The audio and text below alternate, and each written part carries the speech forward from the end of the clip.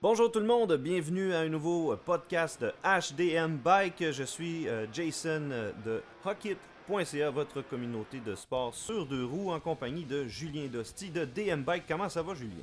Hey, ça va très bien, Jason, aujourd'hui, en cette belle journée un peu froide, Ouais, mais un petit peu. toujours agréable quand même de rouler là, présentement dans les sentiers. Là. Faut juste faire attention de ne pas les massacrer non plus. Ouais, mais là, c'est pas mal gelé, je te dirais, fait que c'est quand même pas si pire. En tout cas, du moins ici, il n'y a plus Ouais, trop de ouais. risques de briser. Ouais, dans ton coin à toi, peut-être. Aujourd'hui, on avait décidé de parler de suspension. Écoute, c'est un élément qui semble simple, mais qui est tellement complexe, que ce soit les fourches ou que ce soit l'amortisseur arrière. Il y a beaucoup plus d'éléments que ce qu'on peut imaginer qui vont affecter la performance de notre suspension. Donc, Effectivement. en fait, il faut l'entretenir de temps en temps. Donc, les questions qu'on va aborder aujourd'hui vont être pourquoi on le fait, à quelle fréquence on le fait, et puis quels sont les types d'entretien qu'on peut faire. Donc, j'irai avec la première question. Pourquoi dois-je entretenir ma suspension? Ça fait, mettons, que ça fait 3 ans que j'ai mon vélo. Elle fonctionne encore. Qu'est-ce qui fait que je dois, à un moment donné, faire un entretien dessus? Pourquoi je le ferais? En fait, il y a deux raisons principales pour faire un entretien de suspension. La première, c'est pour éviter les bris, OK? Donc, parce que au fur et à mesure qu'une suspension subit des cycles. Donc, quand la suspension elle bouge, elle subit énormément de cycles au cours de sa vie.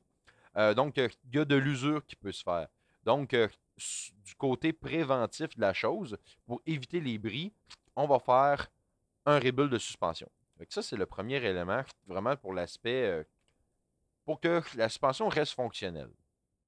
Mais au-delà de ça, c'est vraiment l'aspect performance.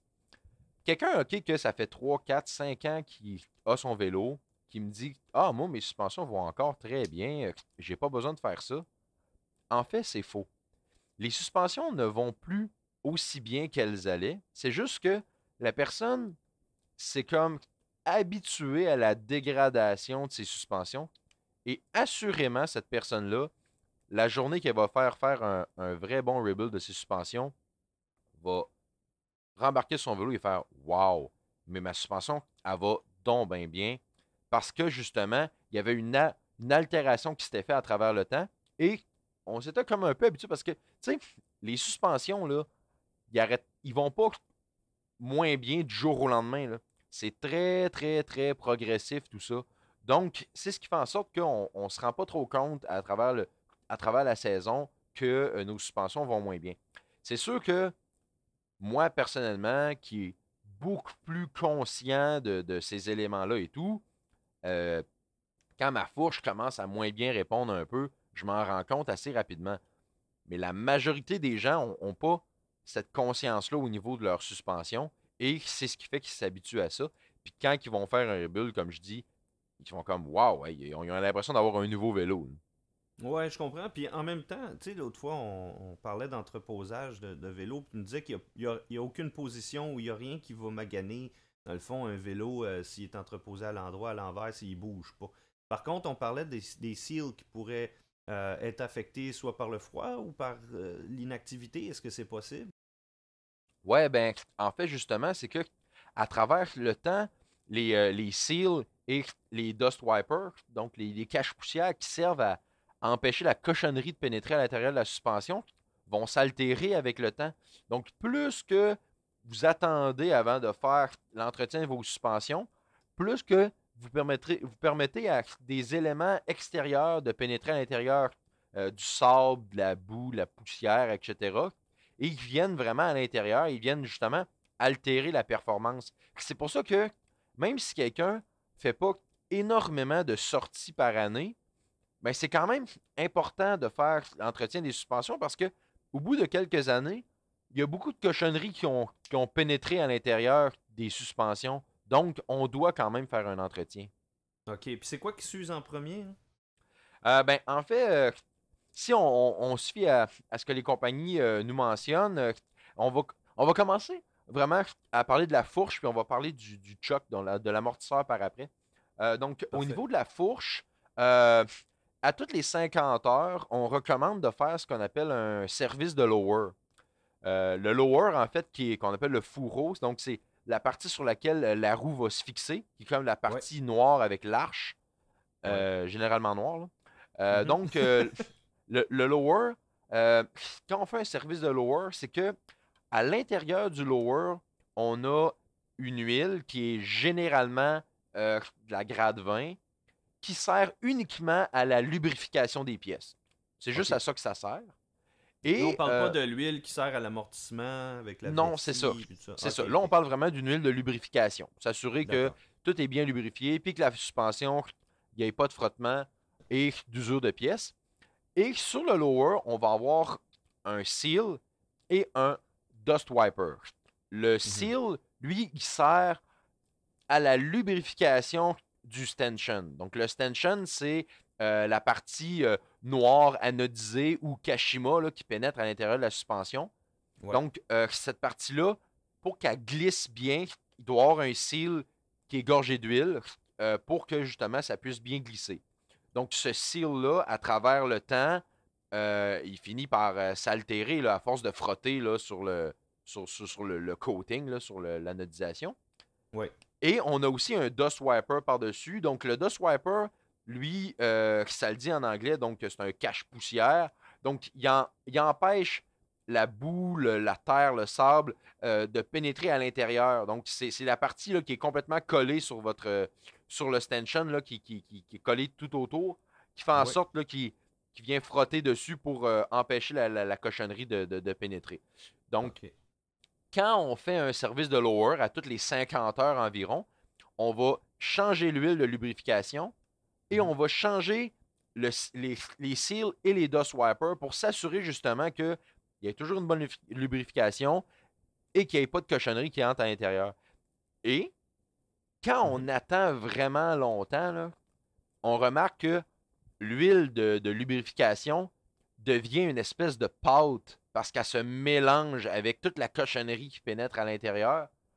Et vous pourriez rester surpris de l'état dans lequel cette huile-là peut être quand on ouvre la suspension. Là. Des fois, c'est assez hallucinant là, de voir ça. Mais tu vois, je parlais avec Simon Forêt de Forêt Suspension hier, justement, puis il me disait que, en fait, une suspension qui bouge pas beaucoup va user vraiment proche des seals à ce moment-là parce que la lubrification se fait pas aussi bien. Puis qu'à ce moment-là, ça risque d'user encore plus, d'où l'importance de faire aussi l'entretien, même si on n'est pas vraiment hardcore avec notre suspension. Le fait qu'une suspension bouge beaucoup, aide aussi à sa durabilité. Puis les petits impacts multipliés vont aussi causer une usure prématurée à un certain endroit sur le stanchion. Donc, c'est-à-dire que même si on pense que notre vélo, on ne l'utilise pas vraiment à pleine efficacité ou sa pleine performance, ben, on l'use moins. Mais en réalité, c'est faux. Si dans les Dust Shield puis Les dust wipers. les Dust Wipers puis tout ça, c'est sûr que ça use à ce moment-là les stanchions aussi. Là. Oui, oui, exactement. C'est en bien ça. Et souvent, on néglige un peu le fait que ces éléments-là sèchent avec le temps. Ouais, Donc, font moins bien leur travail. Donc, ça fait en sorte que au bout de quelques temps, quand on sort notre vélo, puis qu'il a resté immobile pendant très ouais. longtemps, ou qu'à peu d'utilisation, ben, ça fait en sorte que, comme tu l'as mentionné, il y a moins de Mhm. lubrification.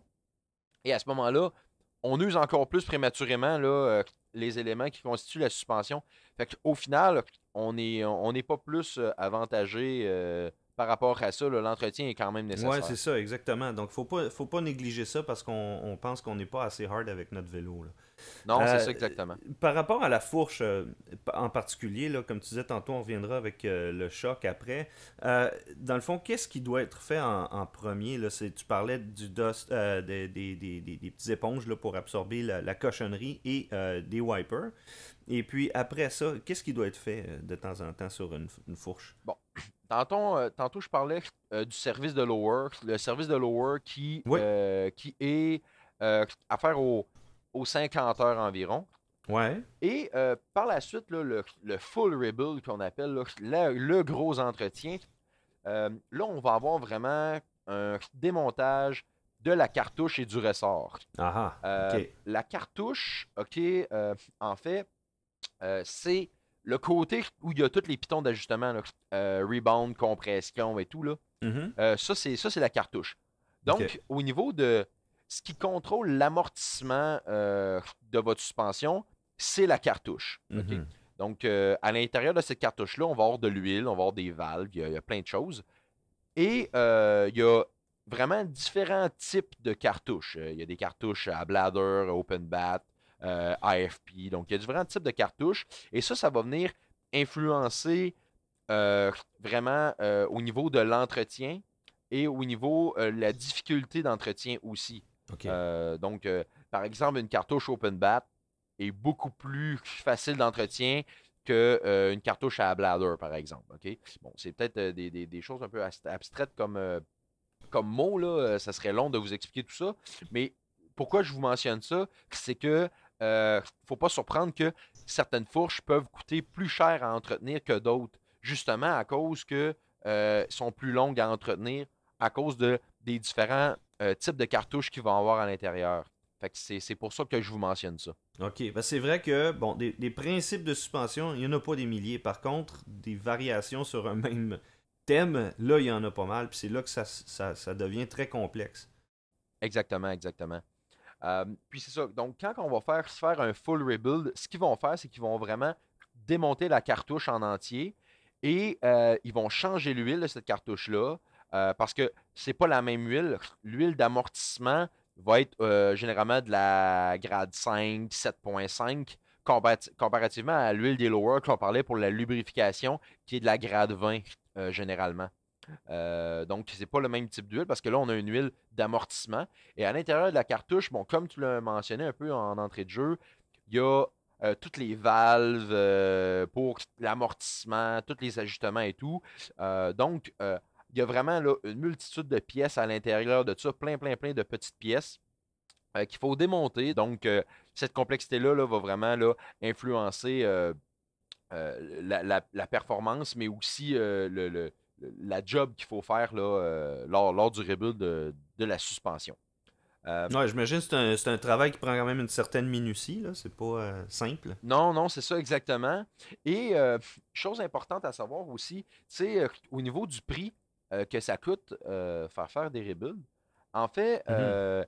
de un, le prix va en conséquence, le fait que c'est long à faire, hein, ça prend pas 10 minutes, mais aussi est influencé par les pièces qu'on va mettre à l'intérieur, donc les types de seal et tout. Donc, tu sais, il y a des qualités de seal. Donc, par exemple, chez Fox, on utilise des seals SKF qui sont nettement de meilleure qualité, OK. qui sont plus low friction qu'on appelle, donc qui vont avoir moins de friction, donc qui vont aider à la performance de la suspension. Donc ces seals-là sont un petit peu plus dispendieux. Donc ça fait en sorte qu'au final, le coût, du rebuild est influencé là, par ces choses-là. Donc c'est pour ça qu'il y a des variantes aussi entre les rebuilds. Là, c'est pas un prix fixe. Donc, dépendamment de la suspension qu'on va rebuilder, on n'aura pas les mêmes pièces, on n'aura pas les mêmes seals et tout. Donc, on va avoir un prix différent. Donc, c'est ce qui vient un peu varier le prix à ce niveau-là, là. OK, OK. Ben, c'est important de le savoir parce qu'on, dans le fond, d'une fourche à l'autre, comme tu dis, il y a des variantes dans le système, dans la complexité. Donc, il faut pas nécessairement s'attendre à ce que ça coûte la même chose d'une fourche à l'autre. Puis, une autre chose que j'ai appris, c'est qu'évidemment, une fourche qui est assemblée en usine ne va pas recevoir autant d'attention que ce que quelqu'un qui est spécialisé là, dans le rebuild ou dans l'entretien des suspensions peut vous donner. Par exemple, juste le fait d'aspirer les bulles d'air qui peuvent être contenues dans l'huile vont faire en sorte que quand la température monte dans notre fourche, on va avoir moins de perte de performance, par exemple. Donc, c'est un... Ouais, l'émulsion qu'on appelle. Ouais, ah, exactement. Donc, c'est une bonne chose de savoir que votre fourche pourrait fonctionner encore mieux si elle était entretenue professionnellement par quelqu'un qui sait ce qu'il fait. Ouais, exactement. Et aussi, souvent, on va retrouver beaucoup trop de graisse, par exemple, dans le ressort, dans le spring, OK. généralement, qui va influencer aussi la performance du ressort.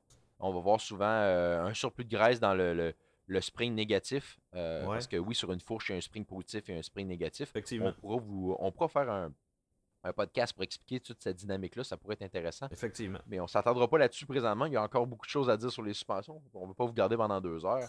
Mais c'est ça, il y a souvent beaucoup de graisse dans le spray négatif qui vient altérer la performance. Et ça, c'est dû justement à l'assemblage en usine qui est fait très rapidement et où les compagnies ne s'attardent pas trop là, à ces détails-là. Donc, comme tu l'as mentionné, de faire son rebuild par un professionnel va tellement améliorer la performance. Juste moi, personnellement, ma fourche qui était neuve, ma Fox 36 qui était neuve, Mhm. quand je l'ai envoyée à Simon, chez Simon Forêt, Ouais. chez Forêt Suspension, là, Mhm. quand il est revenu, pourtant, il n'a rien changé de particulier sur ma suspension, mais juste parce que il avait fait un bon entretien dessus de la bonne façon, la performance était tellement différente.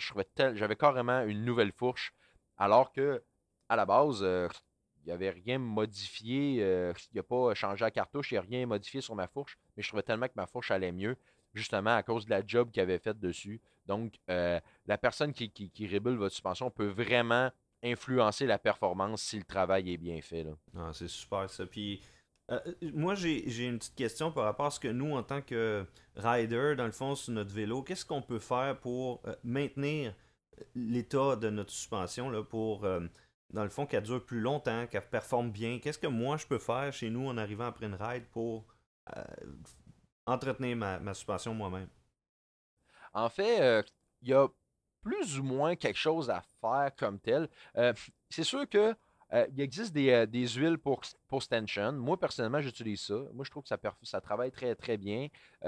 On met ça sur le stanchion et on pompe la suspension. Ça aide justement à réduire un peu la friction. C'est sûr que ça peut faire en sorte que parfois la poussière peut rentrer un petit peu plus à l'intérieur de la suspension, mais ça augmente un peu la performance, empêche les DOS de coller sur le stanchion. Ok. Donc, ça permet d'améliorer un peu le glissement. Par contre, ça demande à apporter un petit peu plus attention à nos suspensions. Je dirais que la meilleure chose à faire, c'est vraiment de respecter le rebuild minimalement une fois par année. Un Ok. rebuild, théoriquement, full rebuild, là, on devrait faire ça aux 150 heures environ. Ok.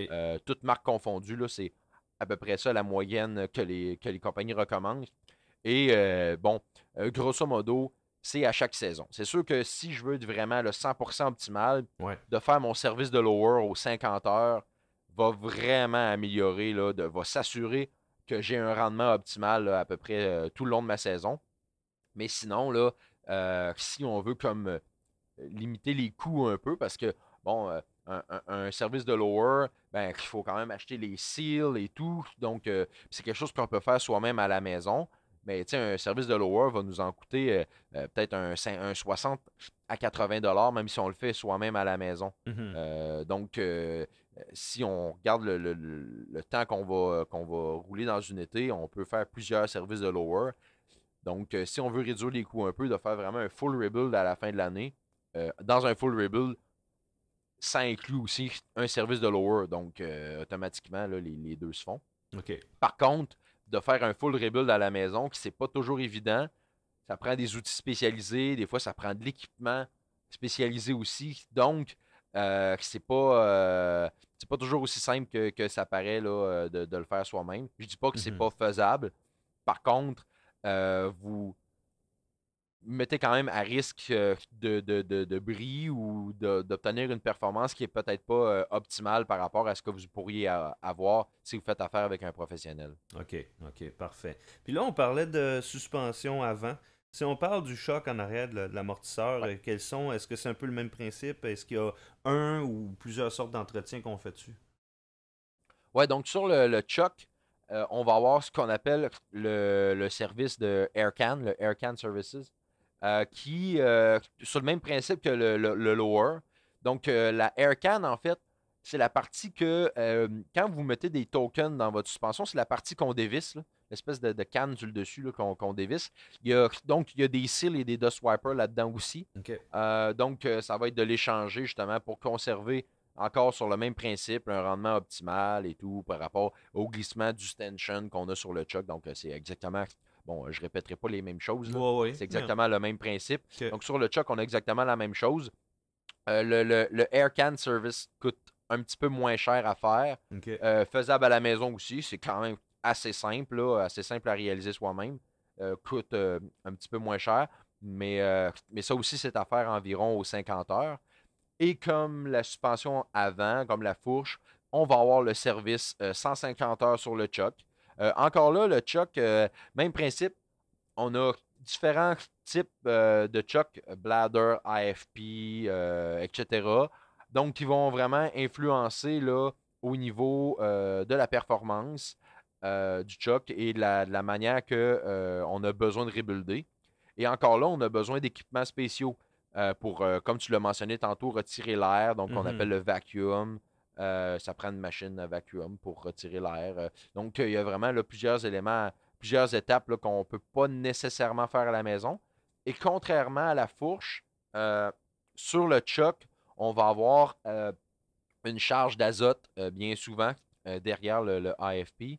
Donc, cette charge d'azote-là, ben, à moins que vous soyez équipé à la maison en bonbonne d'azote et tout, ce que je doute fortement, ben, vous ne pourrez pas le réaliser à la maison. OK. Donc, ça aussi va influencer la performance de votre suspension. Donc, tu sais, ça vous démontre vraiment là, que un professionnel a des équipements au même titre que quand vous amenez votre voiture au garage. Si vous voulez faire vos entretiens de voiture vous-même, si vous avez besoin de vous équiper de vraiment beaucoup d'outils, Mhm. ben, les suspensions, c'est à peu près pareil. Si vous voulez faire l'entretien de vos suspensions vous-même, vous allez devoir vraiment beaucoup vous équiper. Et souvent, le ratio coût d'équipement versus ce qu'on paye pour faire nos suspensions est souvent, c'est beaucoup plus rentable de le faire faire là, que de le faire soi-même. Et en plus que vous avez quelqu'un qui est spécialisé là-dedans, donc automatiquement, vous allez avoir une meilleure performance, là. Alors ça, c'est sûr et certain. Il y a des choses qu'on peut faire soi-même, mais à un moment donné, effectivement, si on manque d'outils, si on n'a pas le temps de le faire, si on n'a pas les connaissances, on finit par peut-être même endommager notre équipement. Donc, c'est pour certaines choses, ça vaut vraiment la peine d'aller voir un spécialiste, là, quelqu'un qui va avoir, dans le fond, les connaissances puis l'expérience pour faire le job efficacement, beaucoup plus rapidement. Donc, pour résumer un petit peu notre podcast d'aujourd'hui, quels seraient les points principaux là, rapidement que tu amènerais là, pour l'entretien de la suspension? Donc, entretien des suspensions en général. Donc, on a le service 50 heures si on veut être vraiment optimal, ça coche le temps sur nos suspensions. OK? Sinon, rebuild à chaque année, minimalement, si on roule là, moindrement un peu là, dans l'été, c'est un full service pour le choc et la fourche. Ça, on fait ça à chaque année. C'est- Des fois, certaines personnes, je suis conscient, moins d'argent, veulent réduire les coûts d'entretien un peu. Ouais. J'ouvre une petite parenthèse par rapport à ça parce que je suis quand même conscient que le vélo de montagne est un sport qui est assez coûteux. Mhm. Donc, minimalement, on fait un service Aircan sur le choc et un service de lower. Et l'année suivante, on fait un full rebuild. C'est sûr que dépendamment de l'utilisation qu'on en fait, dépendamment combien de fois qu'on ride, comme je disais tantôt, C'est ça. tu sais, un 50 heures ne sera pas nécessairement le même pour moi que pour toi. Donc, l'utilisation qu'on en fait varie. Par contre, à un moment donné, il faut penser à le faire. Il faut calculer un peu là, le temps qu'on C'est a ça. passé sur notre vélo. Là. Fait que c'est pour ça que je recommande de ne pas dépasser plus que 2 ans avant de faire un full rebuild. OK. Et idéalement, entre les deux, d'avoir au moins fait faire un service 50 heures, donc un service de lower et un service de aircan, pour au moins s'assurer que la lubrification de nos suspensions est optimale pour ne pas créer d'usure prématurée. Donc ça, c'est pour quelqu'un qui veut vraiment essayer de limiter les coûts, parce que Ouais. bon, je suis quand même conscient à ce niveau-là. Ouais, ouais. Mais sinon, si on veut vraiment garder ça optimal, c'est à chaque année. Il n'y a pas de passe-droit par rapport à ça. C'est vraiment, je dirais même, là, c'est pas mal un des entretiens les plus primordiaux là, à faire là, sur un vélo là, si vous voulez avoir un rendement qui est intéressant. Ben, on aime nos machines, on aime rider nos machines, on aime quand elles vont bien, mais c'est important de faire les entretiens dessus. La suspension est un élément extrêmement important du roulement de notre vélo, que ce soit le confort, la performance. Donc, c'est important de le faire.